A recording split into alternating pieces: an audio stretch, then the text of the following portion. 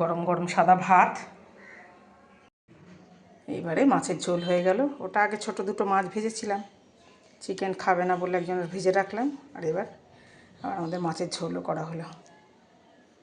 মাছ খাবে, মাছ ভেজে দিচ্ছি।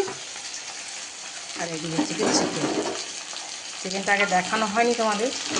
এই যে এর মধ্যে গন্ধরাজ লেবু আর গোলমরিচ মাখিয়ে রেখেছি, পেঁয়াজটা আদা ভাজা হয়েছে, তারপরে এটা দিয়েছি।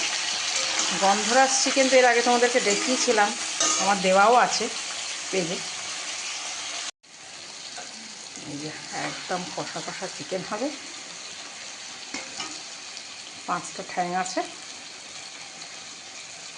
এই যে চিকেন তুলে নেওয়া হয়েছে, আর এইবার একটু এই যে আমের চাটনি করা হয়েছে। আমের এখনও আঁটি হয়নি আমাদের, কিন্তু আমগুলো কাঁচা কাঁচা খাওয়াই ভালো, পাকা আম বেশি খাওয়া যাবে না, তাই কাঁচা আমই খাই আমরা বেশি।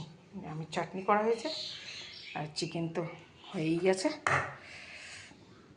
এখানে 3 পিস তুলে রেখেছি, 2 পিস কড়াইতে আছে, রাতে আবার খাবে।